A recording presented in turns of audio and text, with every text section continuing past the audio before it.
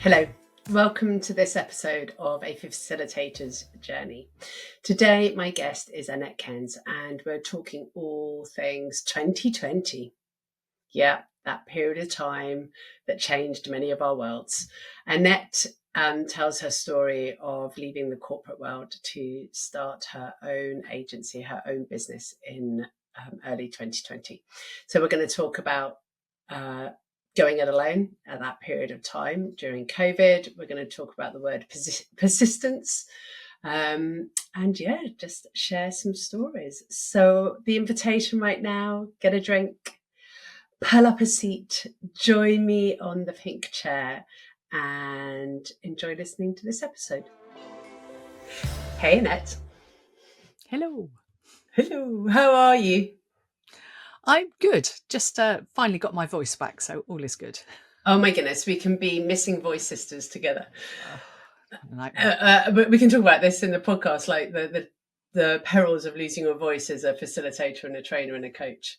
But look, welcome to A Facilitator's Journey. The first question I ask all our guests are, how do we know each other? So I first joined the School of Facilitation podcast during lockdown. I was sitting at home thinking I need to do something, and I think somebody suggested, I can't remember who it was, suggested that I go to the School of Facilitation, the podcast that you were running. It wasn't a podcast. So we don't avoid confusion. I know, and I've confused everybody because I have a pod, the community pod. The pod. And the podcast. It was the pod. Sorry. Yes. It was the community pod. It wasn't called the community pod then, wasn't it? It was something else. That was what was confusing. Well, we didn't have a name. I think it was literally because it was in reaction. If anyone's listening to this going, what are they talking about? So obviously some of you will remember March 2020 and the strangeness that befell the world. On March 16th, I sent an email out to people I knew and said, hey, I think something is coming. We're not too sure what it is, but would you like to join a conversation on Zoom on Friday morning this week, which would then be March 23rd? And a lot of people said, yes, please. Or March 21st. Anyway, the point being, it started what we now call the community pod for 20 weeks. So that's okay. So that's where we met. Wonderful. And tell us how you describe what you do in the world. So I am a trainer, facilitator. I'll put it that way rather than a facilitator. So I do a lot of training in a facilitative style, I like to say, mainly around leadership and management, and a little bit of sales training. And I also got a little bit of a fascination around human factors and in leadership and health and safety, which is a bit random, but predominantly around leadership and management. Brilliant. Oh, I love this. So, what brings us here today for our conversation? It is probably where we first met in 2020. So, can you share for the listeners how you became a trainer? Like, what happened to bring you to the space where you are now? Okay, so I've been in training and development for over 20 years, over 25 years now, and sort of started in sales, went into sales training, went into sales management, then sales training, and then moved organisations where they'd brought me in as a sales trainer, and I sat around for about 6 months thinking, give me something to do, and moved over into the leadership and management space, where I was there for about 9 years, and then joined an organisation as an organisational development manager, predominantly to bring in leadership training. And then I decided that I'd had enough of that, and it was about time I set up on my own, and made the decision at the end of 2019 to, leave. Which was perfect timing for something, perhaps not for setting up a business. It was quite a scary time. It was for everybody in multiple guises, wasn't it? So what did you set out to do when you were thinking, I'm leaving in 2019, I'm going to do X in 2020? Well, I think I remember talking to somebody just a little while after I'd set up the business, and they said, when you leave to set up, you ought to know what you want to do rather than what you're running away from. And then I realized that I was actually running away from stuff. Like I didn't want to work for my boss anymore.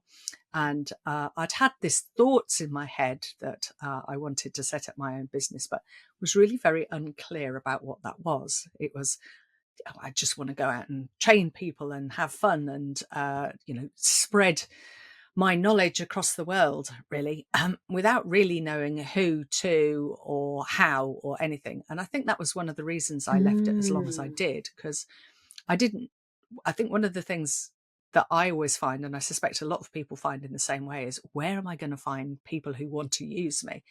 And that's what put me off. So I think I'd been sitting at the beginning of 2019, around April time, thinking, I really want to set up my own business. I'm really not wanting to stay where I am. And so I sat down one Sunday and went on to company's house and set up a business. And it was like, if I don't do it now, I never will. So I just thought, right, I'd spoken to a friend of mine and she said to try and decide a name. So I just went on and set up the business. I thought, yeah, see what happens. And then, so it was sitting there from April till September when I finally handed in my notice, kind of sitting there going, come on, you need to do something. And it was very much like, I know I really love facilitating and training. And I was getting further and further away from that, doing what I was doing and having to write more and more reports and going to more meetings. And then when my chief exec said, I'm holding you accountable for everybody's mandatory learning, I thought, this is time to leave. Because 4,500 people, how am I going to force them to do their manual handling training? No, it's like, it's not going to happen.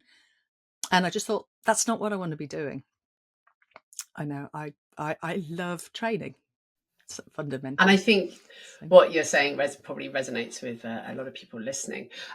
Another thing you said to me when we were prepping for this was, I waited to being in my 50s. So let's talk about an age thing. And it was, I don't want to say we all know this, it's never too late. And yet we sometimes feel it or think it is.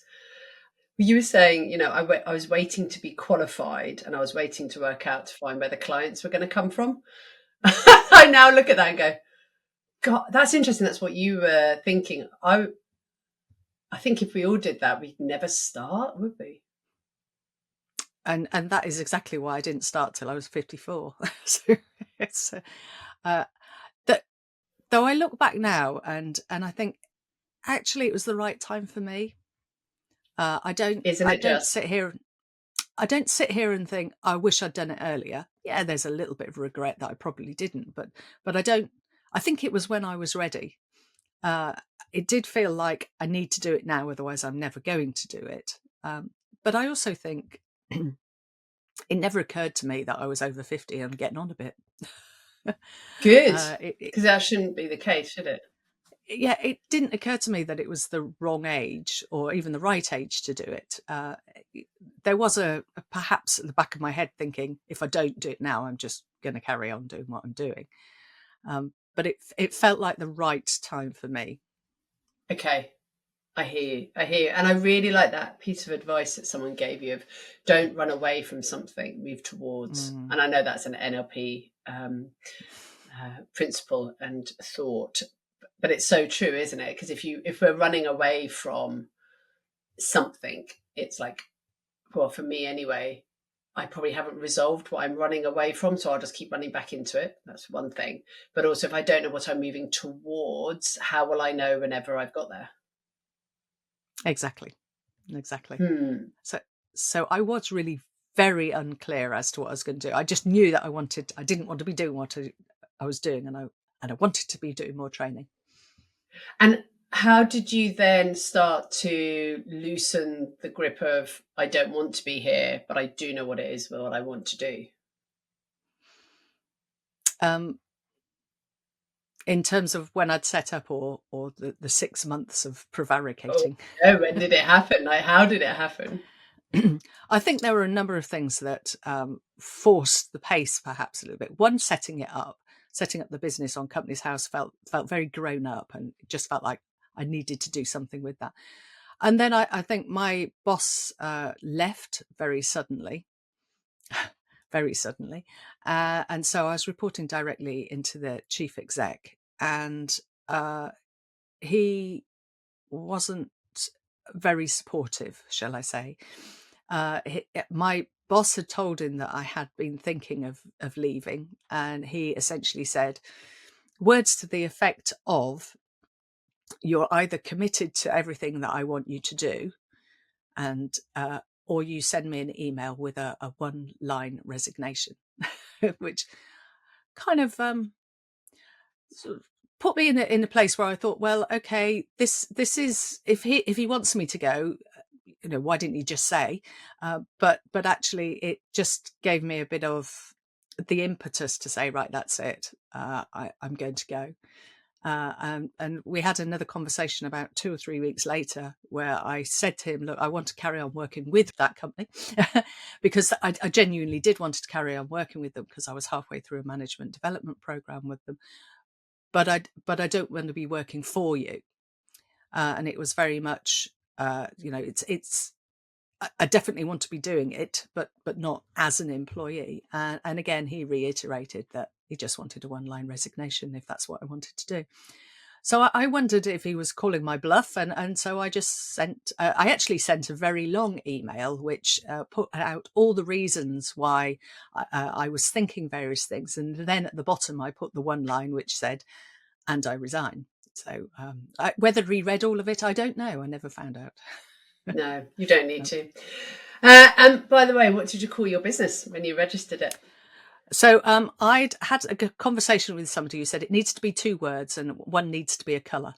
So I came up with all sorts of names. I know her business is 2 words, one of which is a word and one which was a colour. So I thought, okay. And another of the things which probably made it easier for me to set up my business was that my husband had built me an office in the garden. I say office, it's a glorified shed. It's all done properly, and it's green. And I thought, okay, well, how about green shed? One, because it is a green shed, but it also is about growing things. It's about having lots of tools which you keep inside it. And I do get quite a few inquiries about potting. Pots and things, but not that many. But so I just thought, actually, that's a good name. So it's called Green Shed Talent Development. Nice. 2 things. One, it's super easy to register your business at Companies House. So this is for the British audience. 2, the advice I got given when naming my first company, you can do it one of 3 ways. So you name it after yourself. So Kirsty Lewis Consultancy. You name it after what you do. So School of Facilitation is a really great example. Or it's got an abstract name. So for you, the Green Shed. Or my first company, bizarrely, did have a colour. Could be referred to as 2 words, but it was written as one, and it was called Blue Tortoise. So I had the Blue Tortoise. And the reason, so it's like your name, what you do, so it does what it says on the tin, or abstract. And that was really good advice that I got, because I was really wrestling, like I didn't really rate my name at that time for some reason. Like no one would know who I was. I didn't know what I was going to do, so therefore I didn't want a sort of a thing that described what I was doing. I just didn't know, because I knew I was going to be a trainer, an associate trainer. And therefore, that's why I went for something really abstract that I could almost, and excuse the pun, a shell company that I could hide under. My God, the tortoise analogies are running thick and fast in my head. So there you go, listeners. 3 ways to name a business if you're starting out, or even if you want to do a rebrand and a rename, which I did obviously for School of Facilitation. And by the way, it is equally easy. You don't have to close one business down in the UK and restart. You can do a name change at Companies House, and you write to your bank on an old-fashioned headed paper and tell them that you wish to change the name of your bank accounts from one to another. It was that easy. And the reason I never did the name change of School of Facilitation for 3 years to 2017, even though I started it in 2014, as a perception, it would be too hard. Ridiculous, huh? Ridiculous. Ask your accountant in the UK. They're amazing. They have so much information. Right. On that, you started in 2020, and we all know what happened in March 2020. Talk to me about your journey of 2020, Annette. Well, I was really lucky in the very first three months of the business, in that the chief exec all of a sudden realised just before I left that he didn't have anyone to take over, and he needed someone to bridge the gap. So I did get a contract. Less said about that, the better. But I was quite busy at the first part, so I had a little bit of money put aside. Unfortunately, didn't go out and spend it all. But yeah, I think I said to you, and I always joke that my diary emptied faster than my dog's dinner bowl did. It was just like, whew, everything gone. And I'm sure a lot of people can relate to that. And there was a lot of time when I was sitting here, and I'd come out into the office every day to make it feel like a job, really. I think that was true. And yeah, it was quite nerve-wracking. Obviously, my husband is a hairdresser, so he couldn't work either. So both of us were sitting around going, we could just really annoy ourselves, just sitting there rocking backwards or forwards, or we could just think about what to do, and panic with everyone. So I think I said to you before that it wasn't a bad time to set up. It felt terrible at the time. It really did feel like sometimes sitting here just thinking, what have I done? But in retrospect, I can look back and think actually that break between being in the corporate world and really the business taking off was such a great opportunity to network. So, things like the School of Facilitation. I met online so many great people. I remember. I was a member of a couple of forums which were similar to that, where people were just going, what's going on? Excuse me. I think it also gave me the opportunity to work out how to do online stuff. So I know there was a lot of pivoting going on at the time, and creating online content. I'd like to think I'm pretty good at using Zoom and even the dreaded MS Teams now, and that doesn't scare me at all. I think there's still some people it really does, but it was like, yeah, I kind of did it a lot there. So whilst I didn't have a lot of work, I did have a couple of things which I'd managed to transfer into online stuff.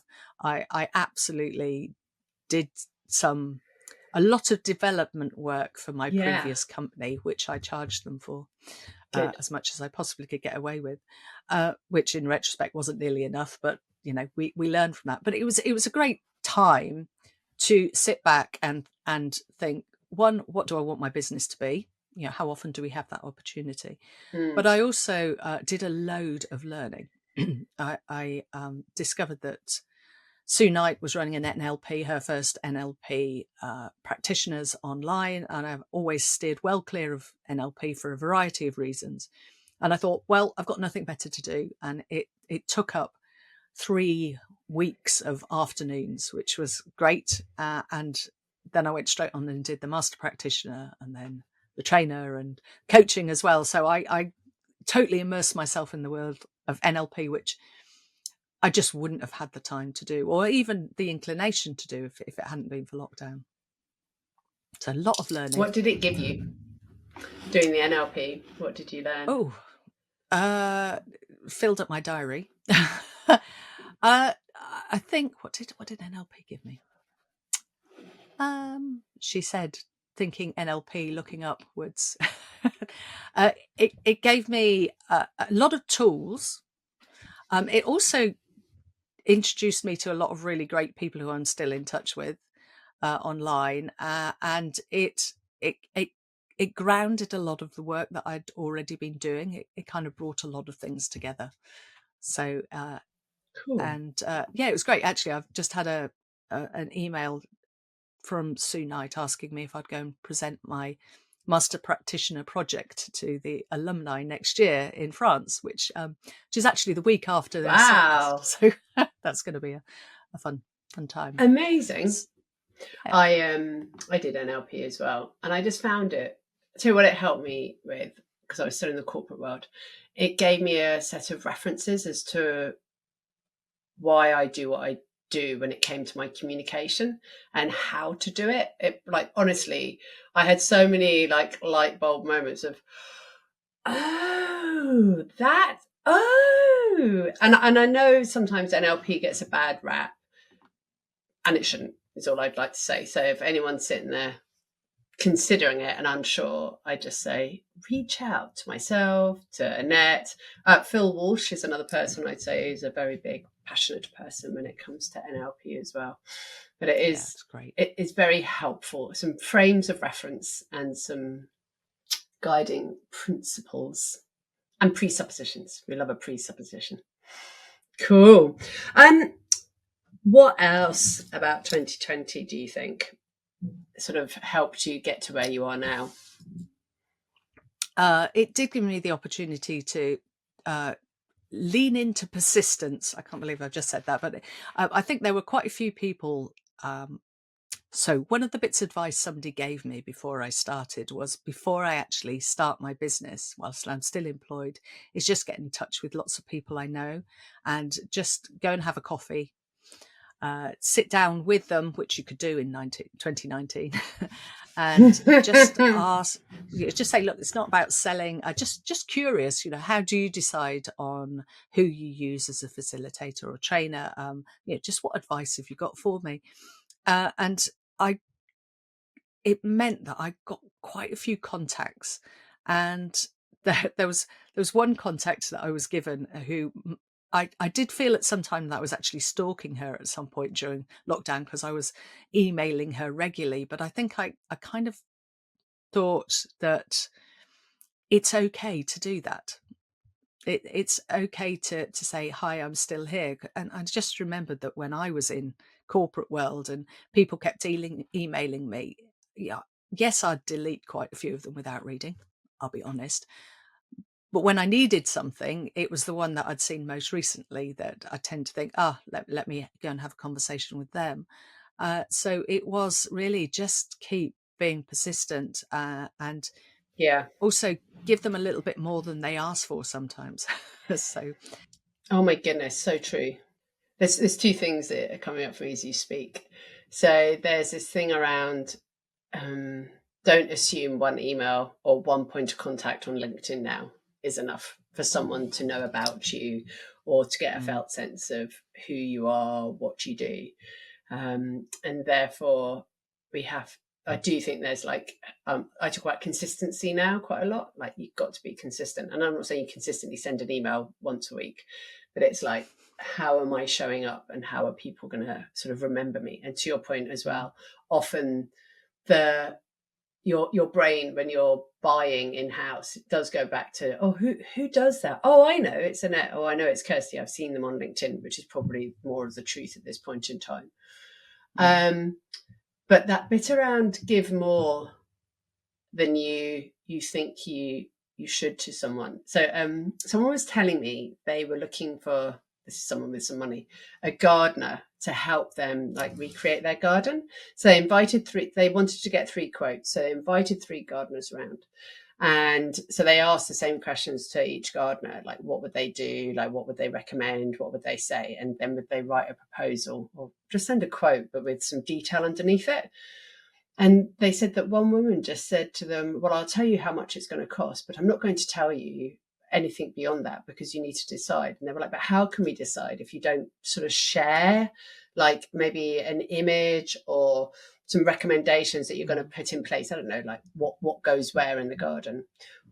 And this person was just like, well, no. And well, then you could just do it yourself. And they're like, but we have no desire to do it ourselves. And in the end, they went with a different gardener, obviously, thinking here where this is going, who had drawn out an image, like a picture, like hand drawing. It was great, they said. And with some small drops of identification of what that green circle was or that color blue was, but not the full detail. But they said that was enough for them to make an informed decision.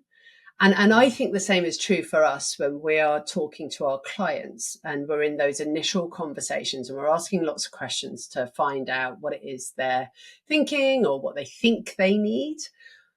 Even if you're in the running with multiple other individuals or agencies, I do think there's part of the conversation is to share some noticings and share like, oh, okay, have you thought about this or have you thought about that? And not be in fear that they're going to run off and implement it themselves based on what it is you've just told them. But I think that might come, you're nodding, I think that might come from the fact that I've been in sales and you've been in sales. Yes. And I was just wondering how for you has that background of sales helped you in the world that you're at now in as a trainer and a facilitator? I think definitely in terms of, I will say that it doesn't always help me when I'm trying to sell my services, because I think selling myself is much harder than selling a product. However, I think in terms of my training style, it is very much about recognizing that asking questions and getting people to come up with their own ideas is a much more powerful thing and much easier than me saying everything. And I think if I think back to my career as a consultative salesperson and all the sales training that I delivered as that, it is all about asking questions, and perhaps those questions that nobody else, it's not about, tell me more about what's going on, but what would you want it to be? And what's the impact of how it is at the moment, and really building that picture and then saying, okay, how do you want it to be? So in terms of my training style, I think definitely being in sales has shaped that. I think when I'm selling myself, I think also it's really helped when I'm putting together proposals, because it's I think that was one of the things we had drummed into us when we were selling sales training. So how to write a proposal and make it effective. Yeah, for sure. I think do you mind if we sort of pause on the bit about you find it hard to sell yourself? What is it you find hard? I think it comes back to the am I qualified enough? It often feels a bit disingenuous to say, look, I'm great, and you should buy me. I think there's times in my career where I've taken a bit of a beating from people, and I do mention the previous chief exec who, when he did have a discussion with me about bridging the gap, and he said, how much do you want? And I said what I thought I was worth, which was actually a lot less than I knew we were paying some external facilitator. And he turned around and said, you're not worth it. Wow. And this is how much I'm going to pay you. And I think that's taken quite a bit to get over. Yeah. At the time I thought, outrageous, how could you possibly say that? And yet I think it was time in my life when I was probably feeling a bit beaten anyway. And it just, so I think that's part of it, is like, am I really worth it? Am I worth somebody putting their trust in and their managers in my hands to develop them into being better managers? So there is always that, am I worth it, which sounds rather sad. No, it's not. And I think it's probably a belief that a lot of people hold. I'd love it if we could do a poll right now. Hey, if you're listening, send us a thumbs up or a thumbs down. Like, does this happen for you? And it's great now. I like, what am I, nearly 5 years in, that I can go, actually, if they don't think I am not worth it, then I don't actually want to work with them. I wish I was in a completely good place where I could turn everything down that I didn't want to work with, which I don't think I'm quite there yet. But I am much more confident at saying, this is the price. And if you don't like it, let's have a discussion so I can tell you and justify it. I think it is much easier to sell something rather than yourself, personally. Okay, so here's my next challenge to you. are you not selling us something? It just happens that you're delivering it. And I just wonder, Yes. delve into the toolkit of NLP techniques, and what's the reframe? Disassociating the service from the person, definitely, and thinking about it's not me they're buying. Yes, they are, but actually they're buying the skills, the qualification, and the service and the program that I put together for them. Yeah, and I'm the possibly the tipping point, and I think that's something else, is that what I've learned in the last 5 years is to be me. There's no point trying to be Yeah. anyone else. Oh my So, gosh, so true. and that makes it easier. I think what I've noticed as I've got more and more sort of products that we offer at School of Facilitation, it makes it easier to go, that's what the product value is, to meet your outcomes. And for years, though, I will absolutely say I was in the same boat as you, when it was like, oh, they're buying me. And as we've expanded as a team, they're not buying Kirsty anymore, because we have some associates who work with us at times.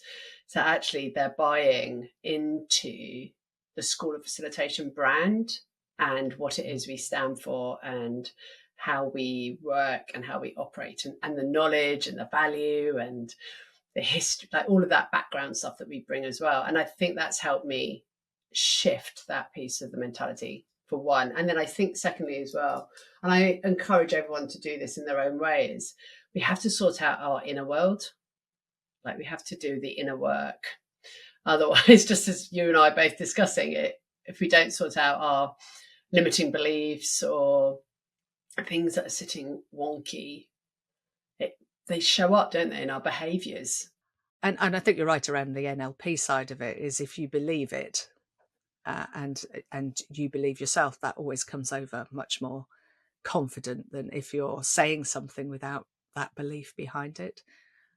And I think, for anyone setting up in business, it's a hard thing to do, because you're doing something which is possibly a little alien. I think it's lovely to look back at the last 5 years and see the journey that I've come on, which is not a word I like using, but it has really been an interesting process. And I could look back at it and wish that I'd done it in a different way in the last 5 years, and just been much braver in the first year, the first 2 years. I think I'm much more able to be myself, and I think that's any advice I'd give to anyone, is be yourself. Yeah. How did you make that transfer, though, to be yourself and not think you had to be someone different? I think getting feedback around the delivery. I think it has also been a real rebranding for me was massive.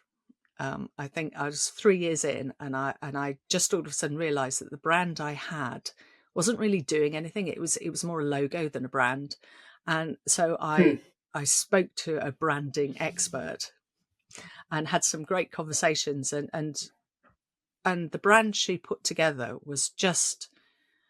It just felt like I don't know, almost like a switch to say, yeah, this is me, and felt that kind of stepping into it and going, she's seen something. I think one of the things she asked me to do was ask lots of people to give 3 words how they describe me. And the words that came back were not a surprise, but a kind of more of consolidation of what I thought. Yeah. And so building on that, it was like, yeah, this actually is me. And I'm going to be that person. I'm not going to be that nice, tidy little brand that I had before. It's like, let's just go mad. I'd never have worn a pink jumper. So I nearly wore a pink jumper. That would have just, I'd have to have gone to change. Because you and I both love bright colours. I love what you just said there. Your logo is not your brand. Oh my God, so true. And Totally. I think I'd like people to know that for themselves, is yes, get a name, find a logo, and also know that's not that's just like the sticker. It's just like the visual imagery. That's just a word on a page. So starting to think about your values and your beliefs, like things like who is your audience that you want to speak to. That's what starts to create brand. The stories that sit around the name as well create the brand. So yeah, it's an interesting exercise when you start to look at it, for sure. I wanted to ask you a question about something that happened for you at the end of 2020, going into 2021. You shared with me, you took an interim because there was just like a wobble in the workspace, like the work was work low, or what was happening? So this was in 2021 through to 2022. I think things were starting to pick up, but it felt really that it wasn't. I was thinking, where is this going? It doesn't really feel like I'm making much traction. So I'd had a conversation with someone who suggested that I contact somebody else who was looking for an interim. It was an interim L&D role, and I really didn't want to do it. And I was talked into it, if I'm totally honest. And I look back at it, it was a great opportunity, and I learned a lot doing it about myself, but also about the role that I was doing. It was a 3-day a week, and I was working for somebody who I will say was brilliant. She was absolutely fabulous, and I had a lot of freedom. And at the end of it, I just thought, I really don't want to do that ever again. It was also interesting. I don't ever want to do an interim again. What was it about the interim that you don't want to do again? I think for me, I recognise that I'm not the sort of person who jumps into a role and starts making changes. I like to come into a role and spend some time looking around and seeing what changes need to take place, which does take longer than 3 months. And I felt very much under pressure to make the connections, make the changes, which was absolutely what needed doing, but it didn't really suit me. And also at the time, probably more pertinent at the time, was that the minute I said, yes, I'll do it, and committed to 3 days a week, I got a load of work coming in. So it also felt very constraining in that I got lots of people saying, can you fit this in? Can you fit this in? I was having to say, well, I can't, because I've got this 3 days. And my boss was great, because she said, well, just flex. As long as we get the number of days, it doesn't matter where you do. If you do 5 days one week and none the next week, that's fine. But I felt quite guilty for doing that. And it felt like a bit of a straitjacket around my business. And I kind of, as I say, I learnt loads and I had a fabulous boss. I'd always say that. And it felt like a straitjacket. And I wish that I had believed in myself more. It's often the way, though, isn't it? Just as you think nothing's going to happen and you do something which you don't really want to do, and then the thing that you really want to happen happens, and you think, how am I going to fit it in?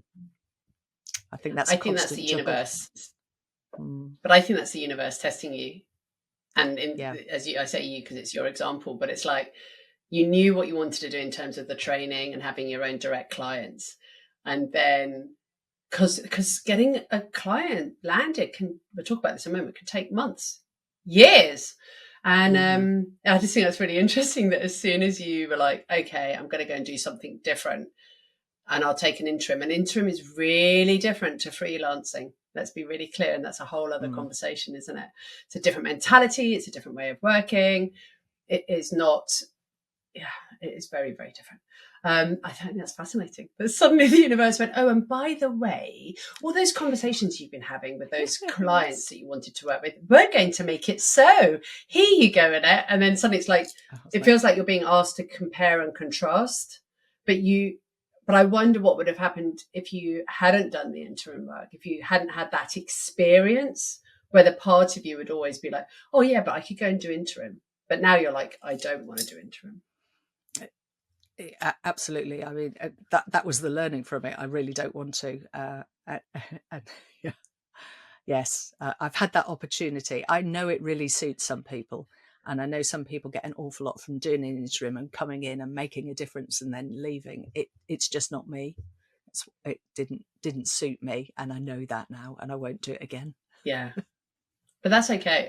And I think this is the truth for a lot of people. So you might take a gig with a client because you're thinking, oh, nothing else is showing up, my diary feels very empty, but you take something that is just outside of your sweet spot or outside of your niche or outside of the segment you love to play in. Your brain tells you it'll be fine, I'll get it all sorted. I've done that, and it became a very painful project, and I was just like, why did I say yes? Like, I should have waited. How did you move from associate to having your own clients? Well, I'm still doing a fair amount of associate work. I think it is absolutely persistence. I am very consciously saying I want to do less associate work. I'm still going to do it. It is still part of my business model. But I think you said earlier is just accepting that it takes a long time. And interesting, this morning I got an email from someone who said, I've been given your name by a contact to do some work. Can you tell me if you can do this date? And the contact I must have made, it must have been 3 years ago. And so things really do take a long time, and it's sitting, it's sitting with that going, come on. And they sometimes just come out of nowhere. There is a lot of so most of my own business comes from previous contacts, people I've worked with before, or people who've worked with before who've suggested me to somebody else. And people who worked in an organization I was training in, and they've gone to another business and gone, actually, I remember you did some training there. Would you like to have a conversation? I think that's where LinkedIn has been really useful. I wouldn't say I've got much business directly from LinkedIn, but I know one client I have who's a very good client said, I saw that you were on LinkedIn and you'd set up your own business, and I thought I'll contact you. And she wouldn't have done that if I hadn't been there. It's a long process. I think so. My experience. So you're talking from a 5-year experience. Let me share from a 15-year experience. What does happen? So keep going on the social media element and the LinkedIn. Is I have like 3 concentric circles in my head. So me in the middle, or SOF in the middle. So in the initial clients I work with, like, knew me personally. And then you get that second layer, which is I've been recommended to talk to you, or you trained me and I've left a company. So you get that, what I call second tier. And then the third circle in that is people who I just do not know, but they haven't even asked for a recommendation, but they've seen something that we're doing, or they're on our newsletter, and they then connect and contact, because I can actually talk to 1, 2, 3, 4, 5 clients, big contracts, that have found me through LinkedIn or Instagram even, which is interesting. And that's not like that's B2B, business to business. And even I'm like, if someone had said that to me maybe when I'm 5 years in, I'd be like, oh my God, really? Is that possible? But it's back to that consistency piece. So you have persistence, but then it turns into consistence. So I think it's it's the showing up. Keep showing up and being your authentic self and talking about what you're passionate about. I think that really helps, because that really then transcends through the airwaves and people pick it up for sure. I'm sure there's a social media expert out there who'll say something else, but I started to decide, listen to your own inner voices, because you do know the best way to work for yourself. I love these conversations so much. Should we do some quick fire questions? Yes, go for it. I love doing these. I've got to find them now. Who in the world of social media land do you follow that you think others should know about? Well, everybody knows you, so. Do you know, I'm doing quite a lot of research at the moment into women in leadership, and there's so many names, and there's one that I meant to say and it's totally gone out of my head. I'll come back. She's great. Okay. I have to admit, I don't probably follow so many people on LinkedIn. I tend to see them come up and go, oh yeah. But I'm not one of these people who goes and rings lots of bells. What does that mean? Sorry. Well, apparently on LinkedIn, if you want somebody to follow you, they have to ring your bell or something. But at the top. Okay. Anyone else know about this? I'm going to go off and look at that in a moment. I know. So I might be talking absolute nonsense. No, you're not. But that's really intriguing. What advice would you give someone starting out? Believe it'll happen, and believe in yourself. And I think we've already said is just be you, because in the initial side of it, people are buying you. I think I always wanted to be terribly unique when I started, and I realized that the uniqueness is not what I deliver. What I deliver is good, but it's me, and just be you. Love. It will happen. It will happen. It will. It may does. not be as you expect it to happen, but it will. Next question. What book or podcast would you recommend to people? So the book that I would recommend, I did look at this. The book which I think has made such an impression on me in the last few years has been Black Box Thinking by Matthew Syed, which I think it ties in so much that I've been doing around the human factors side and being human and making mistakes and psychological safety and all that I just love reading it. I listened to it initially on audiobook and it just made such an impact. It's a great book. His first book, Bounce, in 2011, impacted me massively. I can still see myself. I was 36, sat at Faro Airport, coming back from a holiday with my parents, on the floor, writing notes. I had it. I was reading it and writing notes, and that always is my big sign that something's like showing up in that. Final question. How have you invested in yourself or your business to support you moving forward? Lots. I think I've been really lucky on that. I've really made sure that I've done a lot of learning, probably not so much in the last year, but definitely learning. I've spent quite a lot of money in the last year on rebranding, making sure that the photographs that I have reflect me. I'm just following one of your community pods. I'm actually rewriting my website to reflect some of the things that it's less about me, but more about the client, and just making sure that it reflects me as well, and what I can, how I work with clients. So yeah, I'm investing a lot in the business. Yeah. And I think we go through phases. So I think when I was investing at the beginning, I invested in myself. So there was a lot of self-worky inner stuff. Then definitely there was a business phase, like things I needed and wanted to do for my business. And then it sort of goes back to some inner work related to my thinking about the business. Then there's some other investments I did, which I think are useful, like some business masterminds, but doing them in the ones that really help. I think you've got to sort the wheat from the chaff for sure. And as you said, they show up at the right time. Oh, Annette, thank you so much for being my guest today on A Facilitator's Journey. It's been lovely hearing your story, and also like getting some like really good sound advice on what to do when you're starting out. And that word persistence is going to sit with me for the next few days. So thank you very much. Thank you. Oh, what a lovely conversation with Annette. I really enjoyed that. What was it that stood out for me? So some things that came up early on was when we're choosing to leave the corporate world, move towards something versus run away. And this is definitely about our motivations. So all I'd offer up is if you are noticing that you are leaving because of a situation, because of a person, because of something, if you're not clear that you're running away, I'd encourage you to go and talk to someone about that, work with a coach, because what I know to be true from my personal experiences, where I haven't cleaned things up from the past, they come back round again like a washing machine on a cycle. So what is it? Maybe start daydreaming. What is it you're moving towards? And I think this is also true for those of us who've been running our businesses for a while.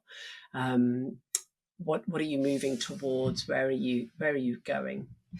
Another thing that came up for me as well in that conversation with Annette was your logo is not your brand. It certainly isn't. And for a long time, when I was under Blue Tortoise, it was just a name and a logo. I didn't feel any affinity to it. It was very easy for me to shift to School of Facilitation, which felt more like me. I've got no wise words on what to do if you're thinking, oh, I just feel like I've got a brand and a logo. I guess the thing is, don't get too attached.